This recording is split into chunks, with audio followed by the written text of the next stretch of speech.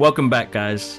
I have an awesome, electrifying episode for you guys where we dive deep into the realms of nostalgia, pop culture, and all things geeky. I'm your host, Kibla, and today I have a special treat for you guys.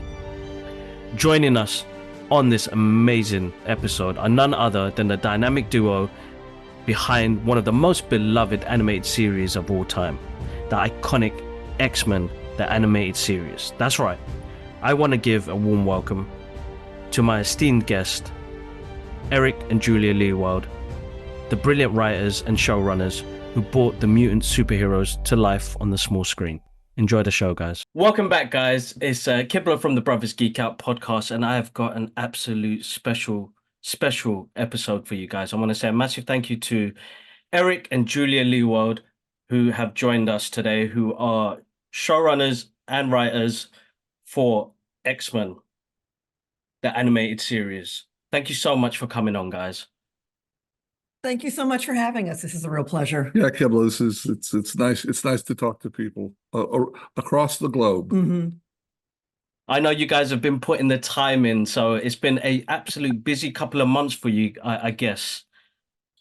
Oh yeah, with 97, who knew? I mean, think about this. We started working on the old X-Men back 32 years ago. January 1990. February 1992. And we finished what the time was. Okay, it was a job. It was the best job we ever had. But we finished the job. It's 97. We're off to other shows. And now, a couple decades later, we get the phone call say, "Oh, we're gonna do a continuation of your show, and we want you." I mean, involved in a very small way. We must not take too much credit. No. About 130 somethings did this new show, and they were nice enough to involve us and use us, as they said, as their first audience. They did all the work, and we reviewed it. What a wonderful setup. That must have been an amazing thing, because I always think of, like, we live in great times right now where 32 years later, we get this to happen again in a continued story. And you played a major part then. I still think you guys still play a major part on pushing this show and the love that you guys have for this. Did you kind of reconcile the impact it would have after 97, after leaving the show, to the point it is now?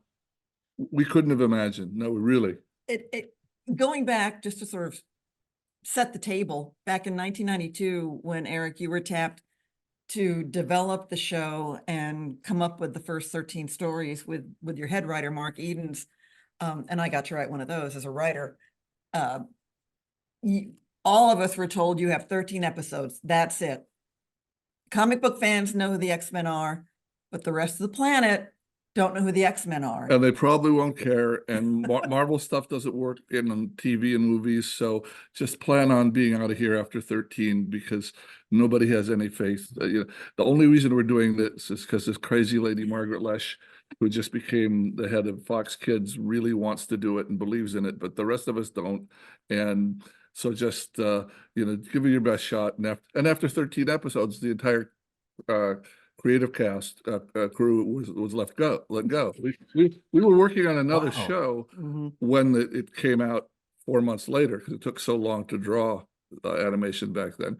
4 months later, it comes out in January 93, and it's a huge #1 hit. And everyone gets the phone call, "Can you come back? Can you come back?"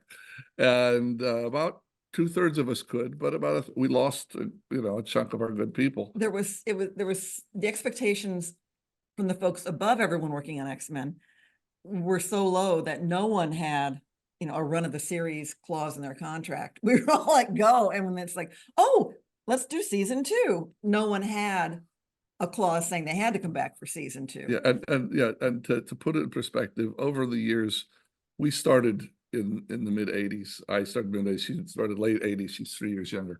And from then till now, we worked on over 50 different shows, starting at with her at TV animation at Disney with like Chippendale. And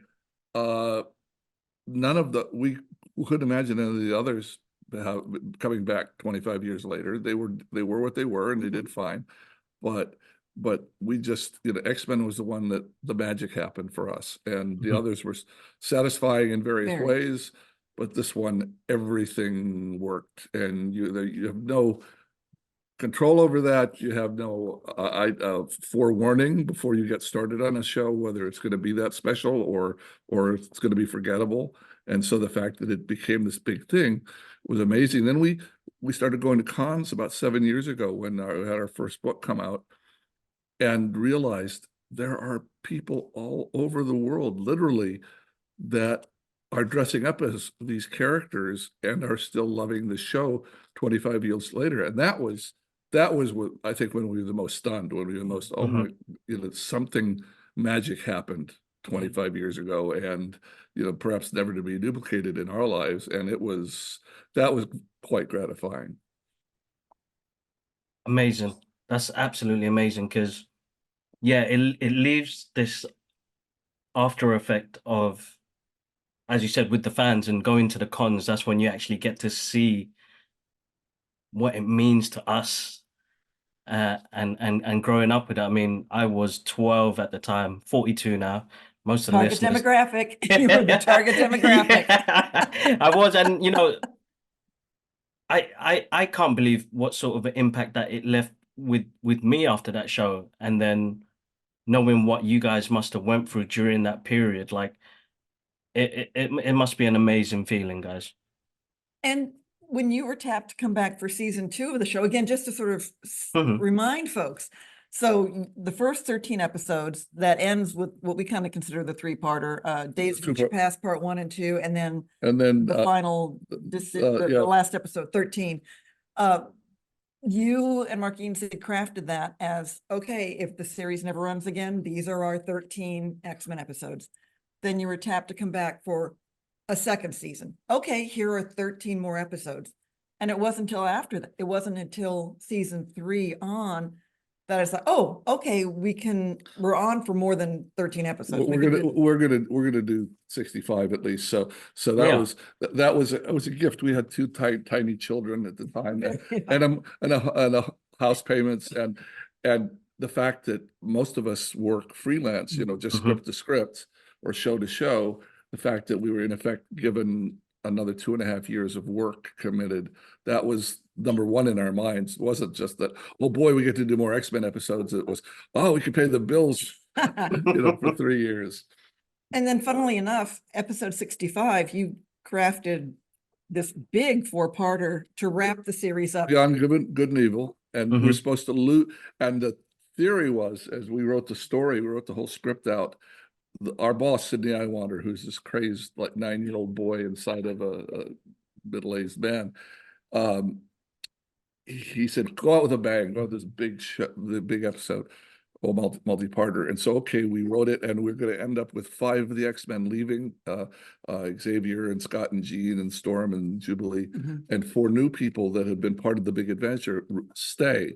And it was Bishop and Shard and Psylocke and Archangel. And so that was going to be kind of the goodbye to the series. Oh, well, we had this group of X-Men. Now, if there's another show somewhere, it'll be this group of X-Men. And that was a fun thing to do. And we got a call after we'd finished the entire script saying, oops, we think we may need to do a few more episodes. A few more episodes. But not 13. So don't have 5 people leave, don't have 4 new people come in. Put everybody back. But keep the same story, but put everybody back. And so that was a little frustrating, but you're a professional writer, and they're being nice enough to employ you. So we did what we could.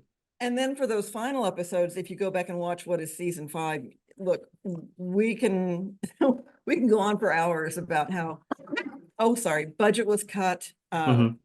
People were let go right and left.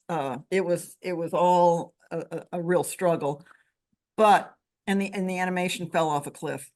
But there were still really keen people working on it. And if you go back and see and include, especially for X-Men 97, The episode Old Soldiers with Captain America. America was written by Len Wein, who was one of the co-creators of Wolverine. in the comics. And he'd written a few, this was his fourth, I think, for Yeah. the show. And he said, you asked him, well, you want to come back and do one more for the last season? I'll do it if I can do it with Captain America. We hadn't been allowed any Marvel other characters. Couldn't do Marvel any of had that. just gone through bankruptcy, and they didn't own the rights to lots of their characters. So That's they right. actually had to have the attorneys call and find out whoever had the rights and, you know, send them a check to allow that to happen. But Len Wein made it happen. since it was Len, they got it to happen, and it was nice. So Old Soldiers, I think, is a really special episode. And the very last one, Graduation Day, you and I can each still get choked up watching it as a culmination of that show and hearing Professor Xavier say his goodbyes to each of them. It's like, oh my God, Yeah. it still makes my heart hurt in a good way, written by Jim Krieg. I mean, it just, again, the animation fell off a cliff, but the stories were still, I think, very strong. Very strong, very strong. That because they re-showed that clip in the new animation adverts, and it just pulls on your heartstrings, and you're like, oh, you're bringing it all back, and it all comes flooding back, and that must have been amazing because you get to work with so many creative individuals, and me being a creative myself, that must be such a visceral process of different creatives in one room trying to put these characters and stories together. Were there any like great memories of things going out of hand a little bit? Yeah, How much time do you have? That's the question. A few times, quite simply, the first year before the show was successful, because it takes so long to animate a show back in the old days when everything was hand painted. Hand painted overseas. There was a lot of second thinking and anxiety and questions like, you sure you want it to be this adult? You sure, you know, oh, this is way too dark for children? Are the advertisers going to flee? You know, shouldn't this be something different? Look at the early Stan Lee ones in the 63, 64. That's a bunch of teenagers running around having fun. That's not what this show is at all. So lots of those questions back and forth. And interestingly, I think the majority of the creative people on the show didn't second guess. We all pretty much knew once we looked over the 30-year history of the books. Oh, the sweet spot for us was the Chris Claremont era, adult, you know, 70s, 80s. That was the place where the team really came into its own, and that was the tone and focus that we liked. So that was the team you chose. As a team, we chose players from that time, and so we all believed in it. There's great doubting, and we had to defend it constantly, and we had worries because we've been on other shows where, say, people that had money in the show or a network or a production executive would say, no, we need to change all this, and we didn't have the power or the will to resist. And in this case, everybody just put their foot down and said, look, you can fire me if you don't like the show, but we're not changing it to, you know, we're not making it younger. We're not doing whatever it is you're suggesting today. We've thought it through and we know exactly what the show should be. So just please trust us. And that's not easy before someone has seen, because you never know if a show is going to grab people or not, or if it's going to connect. And so it shows it's a sneak preview in October, sneak preview in November. People seem to like it. And then it shows on in January of '93, and it's a huge hit. And, you know, a week later, for the next 4 years, there are no questions. You know, they're just they're minor details. You want to move this around, but all the major creative questions fly out the window when everyone's making money. I want to mention, though, being in a room with a bunch of creatives and spitballing ideas, and oh my God, that's magic. No, what happened was we didn't do that. You were tapped in that fateful meeting to be the showrunner, story editor guy, and Markings would be like your head writer. And there was so little money in the budget. There were no offices. Yeah, there were no offices. There were no wow. staff salaries. Each of the writers that eventually were used, and we used 20 different ones over the 5 years, over the 76 episodes, 20 different people. There were no staff salary, so I couldn't retain a writer. I couldn't say, look, we'll give you a certain amount of money for 6 months if you'll stay and do 6 episodes for me. It was here's a commitment to do 1 episode. Mm-hmm. And a writer would do, say, like Julia would say, my friend Michael, he would come in, he would do that episode, working back and forth with me. No writer's room, no contributions from 15 other people. The contributions came in where the writer and I would agree on what a premise was, and we would then pitch that to Marvel, the Fox Network, to the art people like Larry Houston, and production people at Groz Entertainment. It'd be 5 or 6 folks that would get that maybe 1-page premise. And if everybody was kind of agreed on that, they could all give notes on that. If they agreed, okay, we're going forward with this, they'd all weigh in on that. And I would organize, okay, well, we've got 11 different suggestions here. 6 of them are contradictory. This we could kind of do this one, but we couldn't go quite that far. So I would then have to contact all of the people giving notes and say, well, we were able to do half of the ones you suggested. But we can't do this one for this reason. So I was doing a lot of faxing. We didn't have internet. It was before the internet. Yes. There's no email. But so I would then coordinate everyone's interest, hand that back, polish it up with all that in it, hand it back to the writer and say, okay, now write a 10-page outline of this. He would do that. So it's basically the writer and I did the script together, and that was a kind of a one-on-one on each thing. But none of the other writers would be helping him or her, like Julia did hers all by herself. To paint the picture, you and the writer, and typically Mark Edens, because he was over all the time, and me, because I lived there, it was at our dining room table in our first home. That was the writer's room, was yellow legal pads, photocopies of the various X-Men materials that Larry Houston on the art side had sent over to you, so you could be catching up on this stuff. And my 17-pound laptop. Yeah, about that. So Dining room table, that's where. And you couldn't even really send the files through the internet. It's really very primitive. There was really an awkward way that you could use message boards, and it would take over an hour to send a little tiny, a few K file. But what usually happened is the writers would say, write a script, a 40-page script. They put it on a floppy disk. I'd drive it over to my house. That was how we would communicate again. And one guy did it after the earthquake in '94. Brooks Hotel and the Northridge earthquake. He drove through the rubble. Wow! Because we had a deadline, and he brought the floppy with the script on it to our house. Good on him. That's absolutely insane.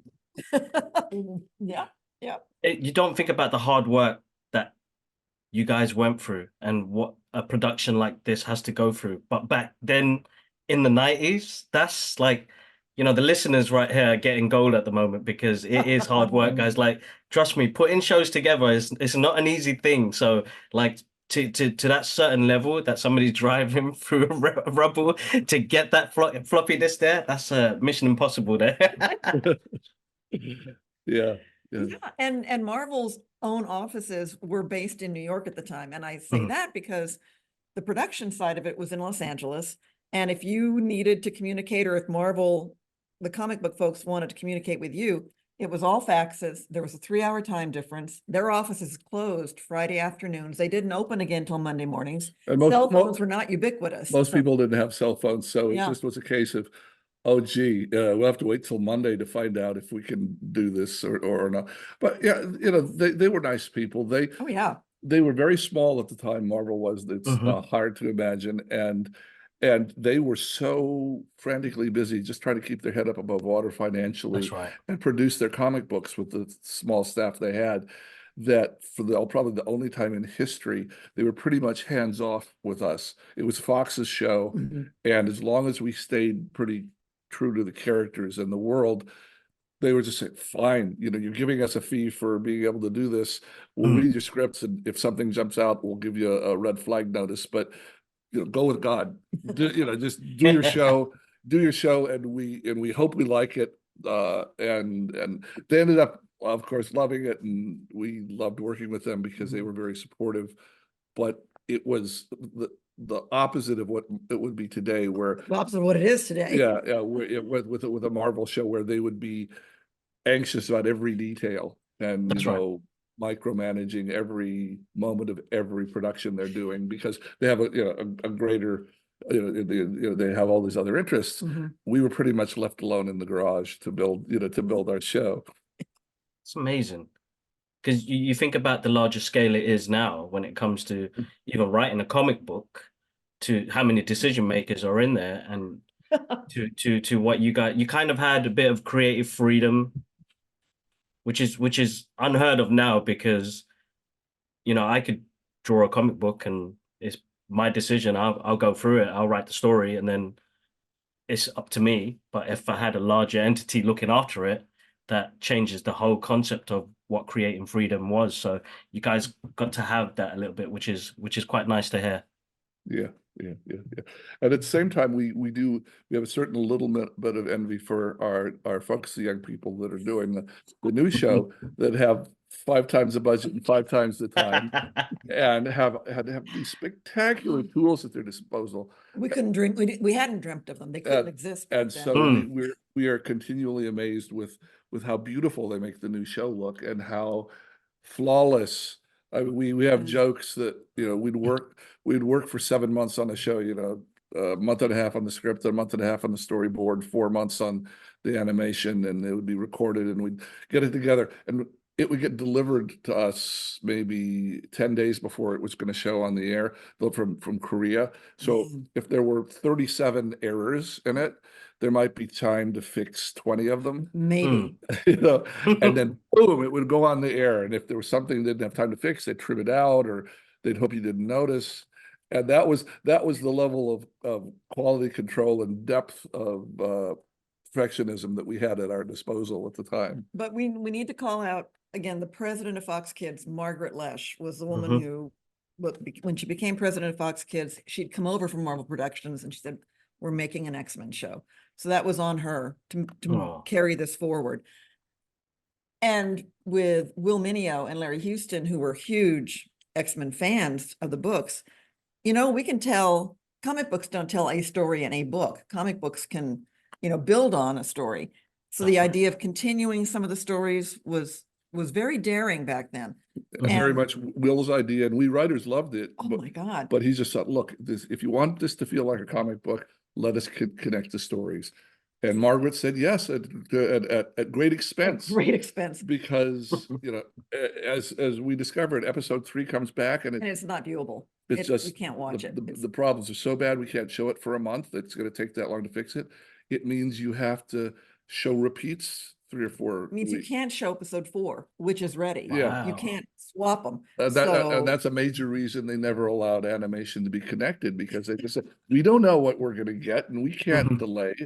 And well, she did, and she delayed, and that's the reason we ended up premiering in January rather than September as we'd originally planned. Because episode 3 came back and they couldn't use it. So she came up with what I thought it was a genius idea, was to the first 2 parters, Night of the Sentinels part 1 and 2. It was her idea, okay, to all her affiliates, look, I won't have this new show for you.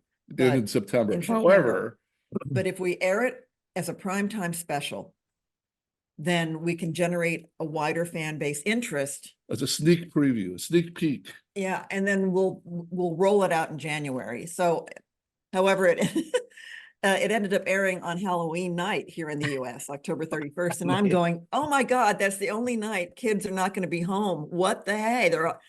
But the ratings for that were solid. Were solid. Wow. So then in November, okay, Fox Kids take over primetime. What do you want to see on primetime? And all you guys wrote in and said, we want the X-Men again. So X-Men ran awesome. Again.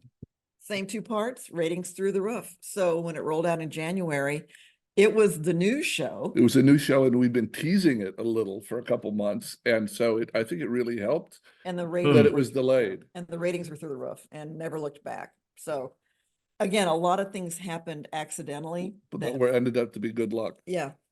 It's amazing.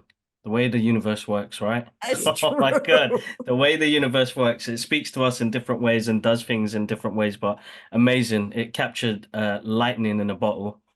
Those for the first two episodes was like, anybody who was not a fan and anybody like myself who is a fan, I still remember me and my brothers sitting in the front room Saturday morning to watch that in the UK, and you know we still watch it to this day together. Everybody lives abroad now, but whenever we do come together, it's it's X-Men. It's what brought us together. A little backstory about what I do is that my uncle used to be a comic book artist, and he introduced me to the first one was Days of Future Past and Chris Claremont's story, and it was I don't know how these characters captured me in that way until the animation did it, and I was like, oh my God, like you guys picked some amazing stories. You're talking about the Phoenix Saga, the Dark Phoenix Saga, and like how did you get to the point where you're saying, I'm gonna pick these stories out and turn these into animation? The nice thing is if you look back at each individual episode, and I still feel this way, there is such fidelity to the X-Men books, the Hmm. X-Men comic books, but there aren't that many that are exact, Adaptation. adaptations. I Adaptations, got yeah. I got to work on, I wrote Days of Future Past Part 1 for the first 13. And it's one of those, again, me being, I say the arrogance of ignorance. It's like, oh, okay, this is one of Marvel's crown jewels. Okay, but you can't use Kitty Pryde. Hmm. Okay, all right. And someone physically has to go back in time. Okay, Well, all no, right. that was my decision. Right, no, but it was necessary. Yeah, Mm. yeah. I would say thought to make the show work better as a show. But to answer your question, there are two kinds of people that would write for X-Men. One were intense fanboys that had memorized every issue and had a real agenda.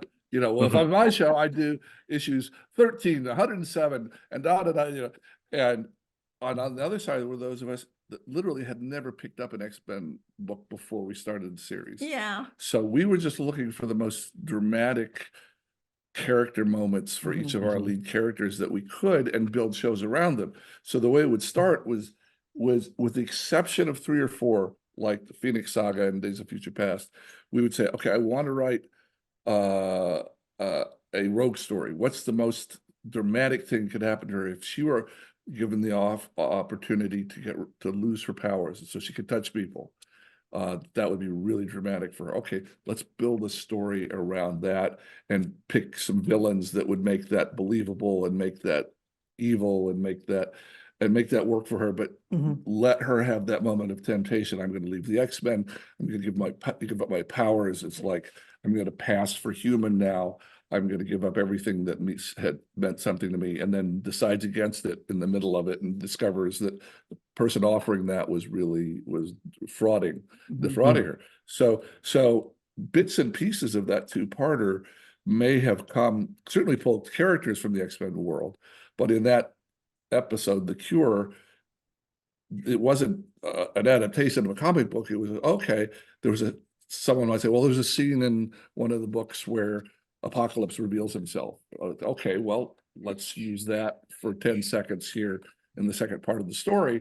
But so we were using the books more as reference books Mhm. and getting a kernel of our story around our current character, building it fresh and picking stuff so that by the time we were done making a 40-page script, there would be lots of stuff that people that loved the books could recognize bits and pieces, but it would be our original TV story because TV story is a little different from, I'm not sure that we could write great comic books. I'd like to think we could try, but it's a little bit different muscle, a little different method of storytelling.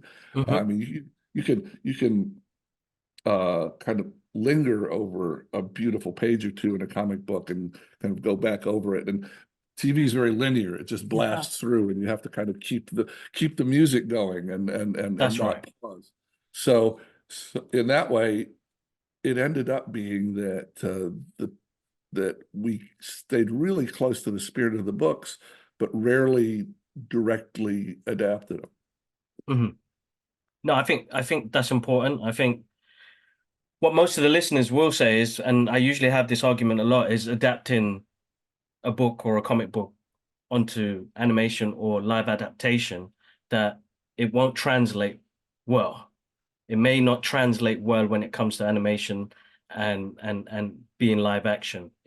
Certain things will change to make the script work. So it's important that the creative process, that yes, we'll take, as you said, you take little things that are going to remind people of, oh my God, I remember that moment, but putting it into different news stories. And it's what gives it a fresh take, I would say.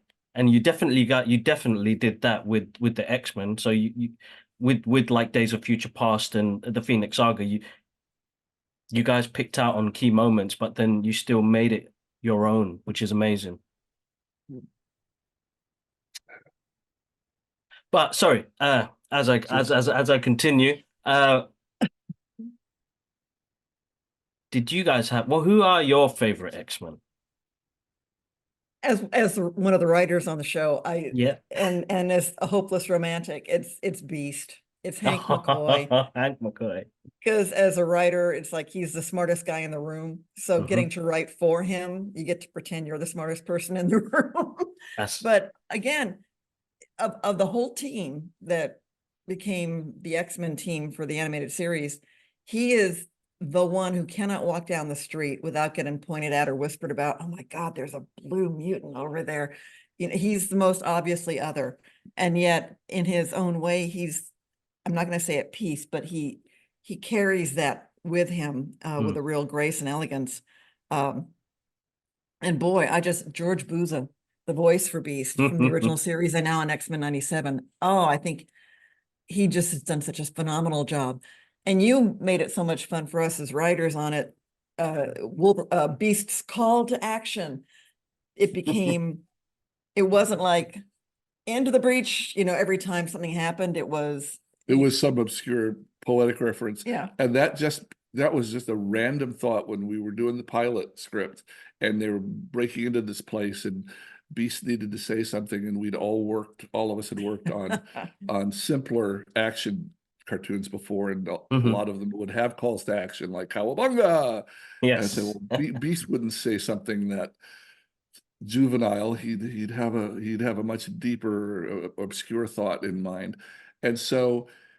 I love him being able to be kind of bemused in the middle of tense situations. That just seemed to be something that he did. It's almost Spock-like in his abilities. That's right. And so we wrote that, and we looked through some dusty old, thesauruses. Bartlett's Book of Quotations. Yeah. So it's not like the writing staff was that erudite, but we knew all these great quotes that would fit. We'd think, oh, his feet are having to go over some live wires here. Is there a funny quote from 300 years ago about feet? And there was. so that was the attitude that we'd give Beast things that only Beast would have read. Oh, and so cool. The thought was in my head and it just flew out. But the idea of and we didn't have the internet, so literally it was. Yeah, so we couldn't Google. That's right. Yep. We couldn't Google feet in action. We had to bring out the books. Yes. Another thing about the characters, everyone got together, Marvel and Fox and Saban, everybody, and said, okay, who are going to be the main characters? Right. Because everyone had a little bit of an interest, and everyone decided, well, it's got to be Jean and Scott because they're core. Wolverine's the most popular character in the planet. Okay, he's got to be in it. We need a kid, so we tried with Kitty Pryde a couple of years ago. It didn't work. Let's use Jubilee. She's new. Okay, there's 4. And I think everyone agreed on Rogue. So we were up to about 5 characters. And then they said, well, everybody else, and this included Xavier and Jean Grey and Beast. They said Gambit. He's a cool new guy. He's different. So we were up to maybe 5 characters. The other ones were like, use them if you can. If you can't, no big deal. And that's why Beast was in jail. Yes. After the first episode, as first story, because we weren't going to see him for 5 or 6 episodes because he wasn't listed when we were writing it out at first as a core teammate. Right. But as we wrote the first season, every chance we got, we kept on going back to Beast because he was so much fun to write, and he had a voice like nobody else. Mm-hmm. And so by the end of the 13, we looked at each other. Well, of course he's part of the main crew. I mean, we can't not tell stories. We can't tell stories without him. He's too important. And the same with Xavier, and the same with Jean. They each were needed as the stories evolved in ways that we looked back and said, oh, they were core people from the get-go. But we hadn't decided that on day one. They worked their way into the stories. That's amazing. That's amazing. Great character. Beast is absolutely awesome, and he does bring this certain elegance to the team, which is it's really nice. He does still play a big part, and even in the comic books, he plays still such a crucial part of the X-Men team. With the characters that you guys brought together on here, you guys introduced somebody new to the team, which Morph. How did that come about? All right, before you even get started on this, let me jump in and say, Fox president Margaret Lesh was willing to, she was going to make the show happen, and she wanted it to be intelligent and take chances and deal with emotions, deal with honest emotions, and bend and break rules for kids programming that nobody else had done before. And her right-hand guy, Eric's mentioned him, Sydney Iwaner, was the guy. Back then, we didn't have nifty lightweight earbud phones. I had to get you a set like this for your phone, so you could, because he would be on the phone with you for 6 hours. Notes. Wow. But then a person who deserves as much credit is the woman who was in charge of broadcast standards and practices at Fox Kids. She was a censor, and her name was Avery Coburn. And whatever she said was law. Absolute law. If the X-Men could never raise their voice to each other, that would be the rule for 79 episodes.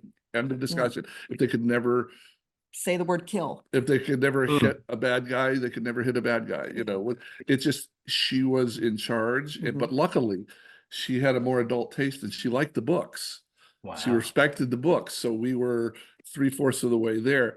And this all comes about because Julia was, the first day Mark and I are at our dining room table trying to lay out 13 episodes. And Mark and I looked at each other, and one of us said to the other one, well, in the first story, we got to kill somebody. We've got to show that there are consequences to being an X-Men, that it's not pretend fighting. It's not fun violence. It's horrifying, grief-filled violence that happens to these people if they're not careful and they don't back each other up and they're not there for each other. So we looked around and said, we asked Larry Houston, who knew the comic books better. Okay, who in 30 years of comics has sacrificed himself for the good of the X-Men, has died helping the X-Men? And he gave me a list of 4 or 5. On the top of it was Thunderbird, was a Native American character. That's right. So when we wrote the pilot, it was Thunderbird. It wasn't Morph. It was Thunderbird, and there's some fun things about that as well. But so we wrote that up. We handed it in. Everybody looked at it, and some executive somewhere looked and said, "Wait a minute, we need to be a little sensitive here. You guys have one Native American character that you're going to have that Marvel has for this group, and you're going to kill him in the first story. Great. I mean, how does that look?"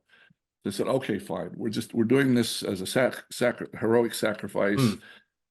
We've got 3 or 4 others to pick from." So we looked, and they said, and Changeling, character named Changeling, was there, who sacrificed himself to save Professor X, in 1980.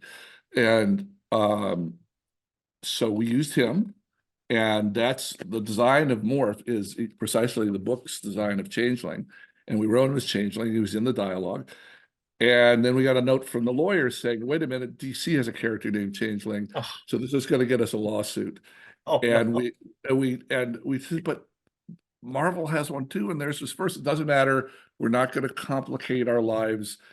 Pick another character. Change his name. You can keep the image. They own the image, but so keep Changeling." So I just changed his name to Morph, and so that's it. That's how Morph came about.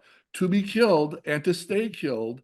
And then Julia will tell you what happened. But Avery Coburn understood. And she got it. She understood what you were doing. It took a week or two of faxes back Mhm. and forth, her saying, look, I'm not sure I should let you do this. I said, well, we're not going to be gratuitous. She said, fine, well, I've got to have rules. It has to be off screen. Okay, No no blood, blood, no no violence. screaming, no, so she had a long list of rules about how it had to happen, but in the end, she said, yes, you could have a heroic sacrifice in the first story. So that was so cool, and we felt so vindicated. And the show went well, and I swear 90% of the fans that meet us say, well, I was watching and then Morph died and I couldn't believe this new show.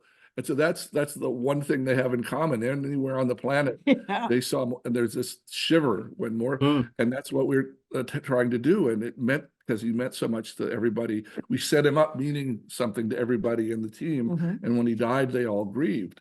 So then you get the phone call. Then the first show seasons they hit, and we got a call saying we want you to do another season. And Sydney, the Fox executives on the line, said, "But I've got some bad news for you." And I said, "What's that?" I said, "Well, we did a focus group with Never do a focus group. with a room full of 9-year-olds, and they all they watched a few episodes, and they said, 'Well, who's your favorite character of all the X-Men?' And by a landslide, it was Morph. Wow. So he said, look, I know you went to all that trouble. You spent a month getting the permission to kill Morph. Can you please, it was off screen. Can you please bring him back? They do it in the comics all the time. And we said, oh, Sorry about that. so we said, okay. And that's why he came back. And begrudgingly, but then we thought, okay, well, cool. If we have to bring him back and ruin all this that we worked so hard for, let's do something. Let's have some, not fun, but let's have some character stuff with him. Let's make him PTSD. Let's make him resentful and attack his old friends, and they won't be ready for it. And he's perfectly set up to insinuate himself in the whole team and just blow it up emotionally. And so that gave us 3 or 4 episodes of some really good Morph scenes that we would never have had.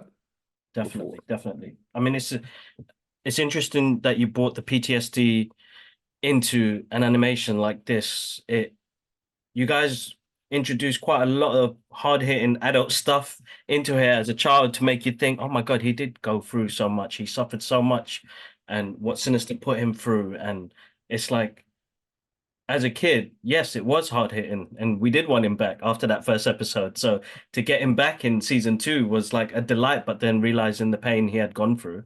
You guys did the writing was intense, guys, like insanely touching moments, hard moments, and you brought a depth, but you brought depth to these characters that many of us already loved, but to see it visually, it changes your concept sometimes on this character. But you did that with Morph with the PTSD was absolutely brilliant. That was hard hitting stuff. 2 things. Margaret Lesh, her marching orders were, this is not a Saturday morning half-hour kid show. You treat this as an hour-length primetime drama. That's what you need to aim for here. And had never been given those marching orders before working in children's animation. It was oh my God, we get to play in the playground now. So liberating for us as writers, because 9 out of 10 notes we got in the past when we were working on other shows, you're trying to make this too adult, dumb it down, Kids aren't gonna follow. make it younger. Know. Yeah, no 9-year-old's going to understand, the emotional drama that you're trying to write here. Make it simpler. And so the executives, the writers, the artists, the performers had all probably struggled with that for 10 years and wished they could push a kid's show and make it more intense. And so here are these executives looking at us and say, do it. Not only do it, but do it more. So, what a gift that was. And then in the world of animation back in 1992, 93, the way everything's happening all at once. So it had been, Warpath had been drafted into the first rough passes of the script. And then you mean Thunderbird? I'm sorry, Thunderbird. And he's out of it, but they'd already designed Thunderbird, but he has a twin brother named Warpath. So if you look at the final credits and the opening credits as the 2 teams are charging at each other, There's Warpath. Yeah. And the reason for that is just absolutely nickels is pennies. Is like, look, we've got to design the opening credits like over the weekend. We've got to draw it as fast as we can. We already have all the character designs for Thunderbird. Just put a different costume on him, and we can throw him in with the villains. It's never explained. And that'll save us. That'll save us 3 hours of drawing. Hurry, quick, now. Yeah. That's insane because me and my brothers always noticed that. We're like, oh, what is he doing on that side? What happened? What's going Now on you here? know. Now you know. That's amazing. Gonna ask about the animation style and it sounds like you guys went through a lot because it was a long process. Traditional art I'll always love because I still love paper and pencil, but the agony of waiting a couple of months to see the footage once you've done the script and the voiceovers and things, what was that process like for you once you've seen it? I'm going to say it was really, that was a challenge more for Larry Houston and Will Mineo because they were on the art side. And again, you were working at a dining room table. Yeah. We weren't all in the same place at the same time. Yeah, and it was so everything was so fast and overlapped Mhm. in terms of us by the time we'd finished the say 13 episodes, we would start seeing episodes 1, 2, and 3 coming back in rough animation. So it took enough months to get the 13 done that it overlapped a little bit. But part of it, we got to see it come to life in bits. Like we would write the script, we'd send it off. They would record it in Toronto, all these wonderful The actors voice talent, right? in Canada, and so we'd get that back and we'd be able to give notes on that. And snail mail audio cassette. Wow. Yeah, here you go. Listen to this. And so, okay, we listened to that. So that was step one to where, okay, we'd imagined this 22-minute story in our head. We'd imagined a pace. We'd imagined what the emotions would feel like between the characters in each one of these moments. And then we'd hear it alive from the actors' voices. Just, oh, it's wonderful. He did even more than I thought. Or, they kind of missed what I intended here. Maybe they could try it again. We get the first real installment on what we'd written and what we thought we'd written. And usually they were at least 80% on what was in our heads, if not more. So that and as we went along, the excellent voice director and the team would be better and better and better in understanding intuiting what we meant by our directions. And then we'd get the storyboards, maybe a month after we heard the voices, and we'd see all the emotions that the artists had drawn into the boards By hand.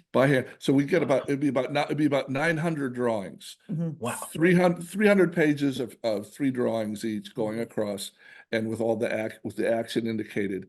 But the best part was seeing them, say catching Beast's grief or Professor Xavier's excitement or whatever it was, that trying to and see the artist capture that in these. But these are very rough. These just sketched storyboards because they didn't have time to do 900 beautiful detailed comic book panels. They just had to indicate exactly where the people were and what they looked. So, but in any case, so we get that. So by the time it all sent over for the 3 or 4 months of animation, we would have heard it and we would have seen it laid out in the storyboards. And we pretty much knew if that we were on the right page. At least we didn't know if something was going to be magical, perhaps, but we knew that we hadn't screwed up a scene or we hadn't left something hanging, or we just knew structurally, okay, everything's in place. Now let's hope that when we put it together, it'll move the way we imagine it's going to move. Now, the biggest problem I think that occurred over the run of the show, and thank God the internet didn't exist, because people would have gone online and lost their minds. But I'm thinking of No Mutant is an Island, that episode. There's an episode that an episode about Scott being so grief-stricken at the loss of Jean over the course of Yeah, right after Phoenix. They think, Phoenix Yes. Saga. they think she's dead. She's The dead. next episode is supposed to be No Mutant is an Island. No Mutant is an Island. They're having a memorial for her and remembering her, Out on the lawn. and he's so heartbroken that he leaves the X-Men, and he's gone. He goes back to his orphanage, and he comes, and then realizes by the end of the episode, well, I guess he needs to stay in X-Men. And the end of the episode, we have some sense that maybe she's still alive. So that is a transition episode to bringing Jean back. Mhm. Well, that episode and another one, a Mojo one, I think, Yes. were produced so poorly because they were they needed so much production and so fast. They were going to secondary places to get it produced. Studios. Wow. Either Okay. time or money or just quantity, that they got those 2 episodes back and they were terrible. And we told them, well, you have to redo, 80% of this. Mhm. And the new studio said, no, we don't. And so there's a big fight for about a year and a half. And Wow. finally they redid it. And so No 2 Mutant years. is an Island and another episode premiered 2 years late. And so if you were a kid and you were watching the Phoenix Saga, the next weekend, there's Jean. No explanation, no mourning, no, how she got back, how she didn't go into the sun, just boom. Okay. So luckily now, 30 years later, and we kept on calling, we tried to call or tell Fox, or look, you've got them in the wrong, it was the wrong order coming out of production. You've got them in the wrong order on the DVD set, and we put it in the first book, saying, look, here's the proper order. This one needs to come after that one. Did it make sense? We put it in the other book. And so even Disney Plus premiered and stuff was out of order. There was like That's right. Yes, we noticed that as well. 3 things were out of order. So we wrote them. I said, isn't there somebody there that could just take the hour and a half and move, 3 of the episodes into the proper place? Finally, somebody did it, and so now they're in the right order, and it makes sense. But yeah, that was animation. But to give props, I don't know if we've mentioned her yet. Stephanie Graziano was the head president of Graz Entertainment, which was the production company that handled handled the artist side of things. And I literally had to fly back and forth a couple times to Korea to deal with these kinds of problems and bring them over here and walk them through it all. Wow. And again, no fight internet. for it and say, look, no, you're not going to get your This check is for your not work. good. You're not going to get paid till, and oh no, it looks the same as the other stuff. No. You're coming to our offices and we're going to put one beside the other and we'll show you every single thing that you did wrong. 2 years. And yeah, 2 years of that back and forth fighting, and she got them to fix it. So Stephanie Graziano deserves all credit. Oh, brilliant. I want to shout out one more. Well, everyone deserves a shout out, but part of I think some of the charm of X-Men is that because it's multi-episodic and some of them are multi-parters, the previously on X-Men, that came about because the editor for the show, Sharon Janis, understood what the show was trying to do. And she said, what if I, to her powers that be, what if I craft, let's look, a reminder, 30, 40 second thing. Something to tag at the beginning of the show. So, oh, this is, okay, now I know where I am. Completely shot down. But she said, but if you let me do that, that's 20 to 30 seconds worth of animation. You don't have 40, to do 40 because I'm reusing the old animation. Oh, well, in that case, go with God. Brilliant. Yeah. And it was also an answer. We got a lot of pushback at first saying this is way too complicated a show for kids. Not only is it too complicated with all this mutant stuff and all these characters, but you have these connected stories. They're not going to remember from week to week what happened the last week. This is going to be such a confusion for children. And that was, Sharon also said, okay, besides saving you 40 seconds of animation money, this will remind them. And I'll do it specifically to set up the new episode. This will remind them what's happened before and they can connect with it. And, it's not like this has never been done. It's been done in prime time. And they say, oh, okay, we get it. This makes us feel a little more comfortable about letting you do connected stories. Brilliant. Absolutely brilliant. This segues really well into the books, guys. Like when you guys put the books together, what was the process? What made you say, I'm gonna get this done. It needs to get out there in the world, which we She- absolutely love. Where is my one? Oh, It's mine. you've got them there? Oh, where is it gone? Here we go. So yeah, so previously on X-Men is on my other bookshelf, but yes, I've Yes, yes. Oh, Okay. wow, thank you for that. Oh, Thank so you. you no, know you're about the, welcome. so previously was her nagging and my doing. It was, It it was was, 2015. yeah, it was just like January 2015.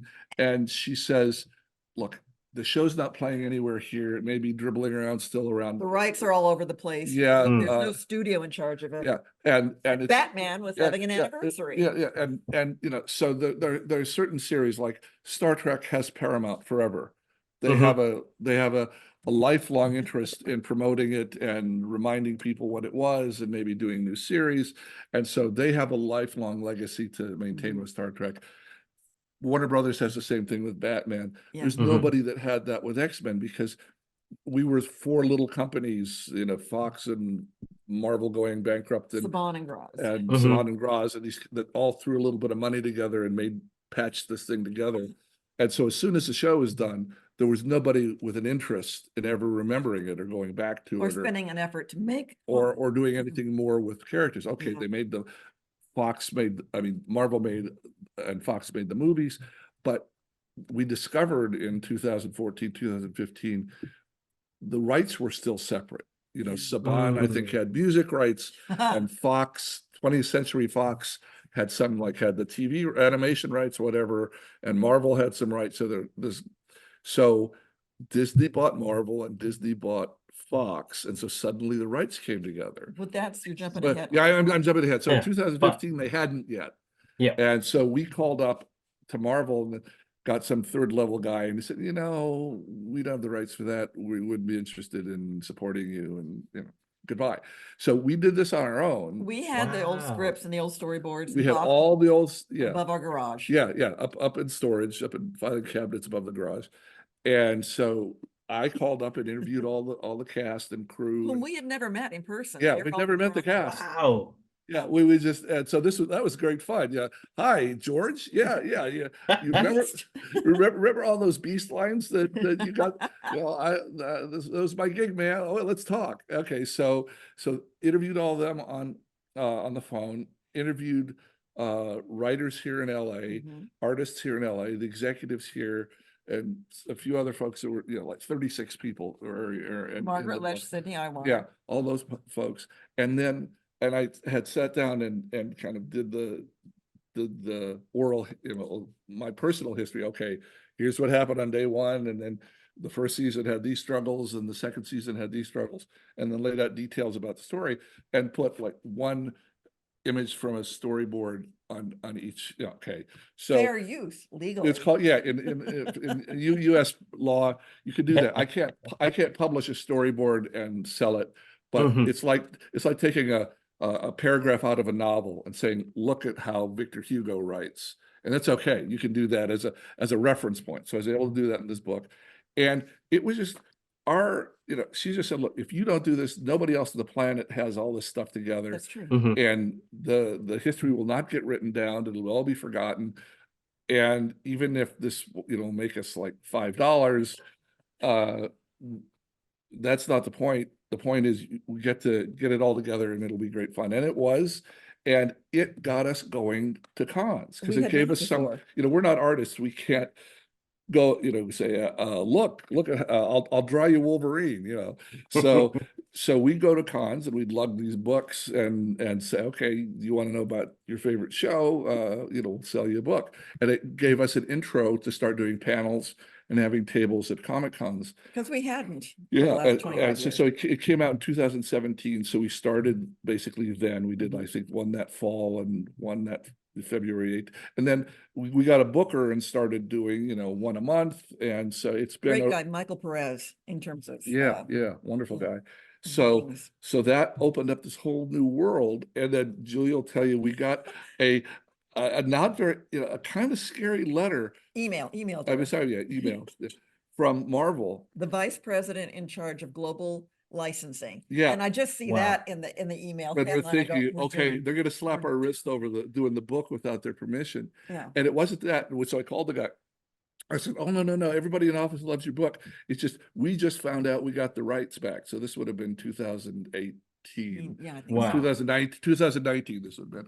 We got the rights back and we want to do, you couldn't use any of all the beautiful artwork before. So we wanted to do a beautiful artwork book to complement the book you've done. So we did the second book with Marvel. Yeah. And that's amazing.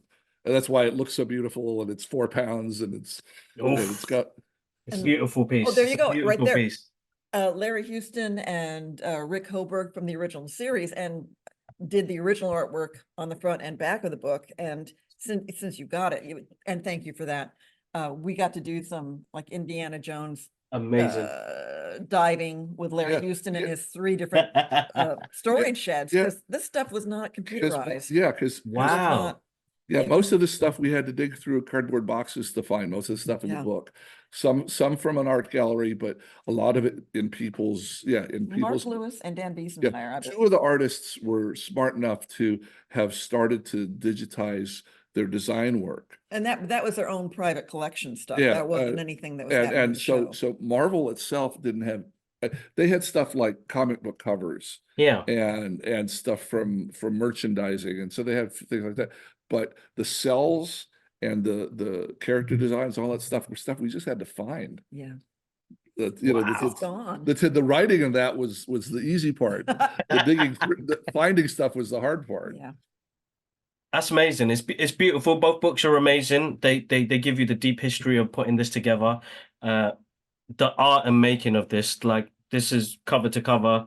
I still draw these characters to this day. So to see it all in this beautiful book, it was amazing. So guys, just to let you know, anybody who's listening or watching this, the links are in my description. If you're a fan, it's a must have. It is one of those must have. It looks amazing on like it's my child. I'm 11 years old every time I pick this up. Okay, let me show you a fun Easter egg of an Easter egg inside the book. Cool. If you open the book up to the cover pages, the black and gold, Yeah. right there. Very first page. And it's the opening title sequence that Larry Houston managed to draft over the course of roughly a weekend. And you go down to the last number To there. the bottom corner on the right, Beast, it goes from Beast and then it goes to Gambit's his card. his aces. If you look at the Ooh. aces, the pip for the ace of spades is upside down. We didn't catch that until we're putting this book together. Until after the book was Guys. produced. Right there. Yeah. And so we called Larry Houston and said, we hadn't noticed this before. Is this like an overseas error? And he goes, oh, it's gotta be. Yeah. Or did you do this on purpose? He says, no, that's a mistake. It was an error. And he looked through and he said, oh, geez, I did it. I screwed up. Nice, Now, brilliant. If you're really quick on X-Men 97, when you see Gambit in the opening title sequence, they've upside down the pip in honor in the new one. So that was a magic moment for me when they pointed I'm that gonna out go to for us. it. I'm gonna go for it. I'm gonna It's real definitely quick, but freeze frame. I'm gonna be pausing. My wife's gonna There be you like, go. "What are you doing? What are you doing?" Bless her. My wife, when she sees me watch this cartoon with the kids, she's like, "You're a big kid with them," and it's amazing that. Oh my God, it's transcended so well that I get to enjoy this with my kids now. And that's a beautiful moment there because you've got 2 generations now Yeah. that are a part of this. Oh, it's amazing. I'm going to say 3. We have been astonished Yes, by that's the right, folks yeah. who come up to us at cons and say, oh, I watched this with my grandmother. I watched this with my father. I watched my older brothers. And now I watch it with my children. Oh my God, we just don't start with us. Can you imagine working at On our your dining room table. and then 30 years later having people tell you, I watched this with my father, I watched this with my children, and just knowing that what you did there, I mean, it's too good. Yeah, we are so fortunate and so grateful. We are so grateful. So grateful. Oh, bless you guys, because honestly, like the cons must be amazing as well when you go to the Comic Cons and meeting the fans and meeting the people that have indulged this over the years. That must be an overwhelming feeling as well for you guys. Oh yeah. I kind of call it our love residuals, because there ain't a lot of residuals in the world of animation. Let me tell you that. Getting to go to these places and getting to talk and being able to listen to the fans. I think a lot of people just want to share with us, with someone what the show has meant to them. And we, good Lord, That means the world to us to Yeah, hear it. and just so you know, the level, the quality of fans that we get, all sorts of people, but with a very snarky internet these days. For the last 7 years, we must have gone to 100 events, and there's not been one snarky question. And no one has ever come up to us or in a panel stood up and asked a question. Yeah, well, what and been a about, jerk. how come you screwed this up with whatever? Not once has That's good. anybody been anything Amazing. but thoughtful and respectful and very loving about it. So Oh, it's great. it's the sweetest thing in the world. But I mean, yeah, that's a whole different level. I'm gonna make it my mission, guys, that you guys get to the UK and get to There London you go. MCM Comic Con. I'm promising that now on the podcast now. I'm gonna get Eric and Julia to London. I'm Oh gonna my speak to God. them. I'm gonna speak to them. I'm gonna speak to them honestly, because it has to be. It's a must because I haven't told anybody that I'm doing this episode, nor have I told my brothers because we do the podcast together. But both my brothers live abroad in a time in, they live in the Middle East, and it was like, okay, I'm gonna do this and I'm gonna surprise you guys. So it's gonna play it's one of my, it's gonna be a good mission, definitely. This has been an absolute pleasure, guys. Honestly, like 12-year-old Kibbs right now is in bits right now. So honestly, absolute pleasure. We can't thank you enough for bringing this show to life because I feel like it's taken a, as you can see, my daughters have run into the room. Aw. Bless them. Fully That's excited. And but no, absolute pleasure. I can't thank you guys enough for your time, for putting this together. But the last thing I'm going to kind of leave with was, how have you guys finished this new season of 97? Oh, Yeah, okay, we can tell you, we can't Yeah. tell you much, but we can tell you. Yeah, it's I think what we've, how many have there been? 7 shown? No, I believe there've been 8. And so episodes Yes, 9 and 8, yeah. episodes 10 are still to air. Yeah. So we got to keep our mouths shut, but those 2 Okay. or more are coming But out. that's it. And then And then season 2. season 2, they've already basically Yes. written and so they're not sure about the schedule. They don't want to do it too fast. They want to be able to play this for a while, but they've already committed to season 3. Wow. So Wow. it got such a good reaction from you guys Oh my God. that they very, very quickly after the premiere said, "Oh, we're going to do season 3." So Wow. It's amazing. And we are right now, all of us on the planet are the only people in the history of humanity who are going to have this once a week drop for the first season. Because as soon as this 10th episode's available, you can just binge the whole thing. Mhm. But I have been loving once a week. the once a week reaction and behavior. We're all kids with our bowls of Fruit Loops sitting in front of the TV. The only thing that's missing is a Fox Kids Club kind of ad in between every now and then. I remember But that. I think that's made it even more special. I love binging. I'm not going to not binging, Mhm. but I do believe X-Men the animated series has a special place in people's hearts. You started with it at the beginning because you had to wait a week. You That's had right. to talk Yeah. to friends about it because you couldn't. Yeah, and most folks you weren't able to like get a VHS machine and just go back and did you see that? Wait, did you see that? Was that, there was a lot of that kind of talk. And I think that was wonderful for fans to have that kind of interaction with each other about the show.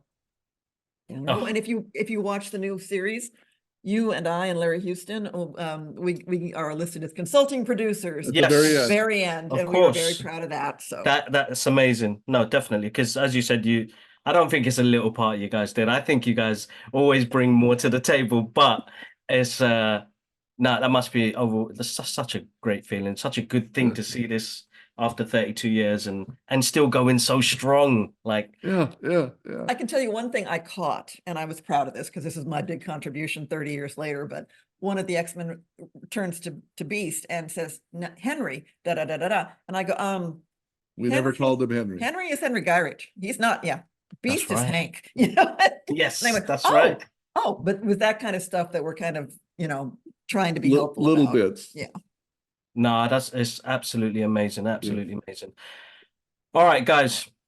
I know you guys have got busy schedules and it's early, well, not early morning, but just It's- past 11 o'clock, right? Yes, Yeah. yes. Oh, massive thank you from us in the UK. Massive thank you from us at the Brothers Geek Out podcast. Thank you. Thank you for your time. And honestly, I'm overwhelmed myself right now, and I'm going to probably cry with my wife later on, telling her I get to speak to to these amazing guys about something that I loved as a child that transcended through years and it's back again. And I'm actually speaking to you guys. I can't thank you guys enough. Absolutely amazing. Well, it's our pleasure. Kid. Thank you. And to your brothers, hello, and sorry No. we didn't get a chance to chat with you. Hope it's a pleasant surprise. No, definitely. Thanks again. Okay. Thanks. And that's a wrap for today's electrifying episode of the Brothers Geek Out podcast. We hope you've enjoyed diving deep into the realms of geek culture with us. As always, a massive thank you to our incredible guests, Eric and Julia, for joining us today and sharing their insight and passions. It's been an absolute blast. Before we sign off, dear listeners, don't forget to subscribe, like, and comment on our podcast to stay up to date on our latest episodes and geeky adventures. Your support means the world to us, and we love hearing from you. So until next time, fellow geeks, keep embracing that inner superhero, explore new galaxies, and unleash your boundless creativity. We'll catch you on the next episode of the Brothers Geek Out podcast.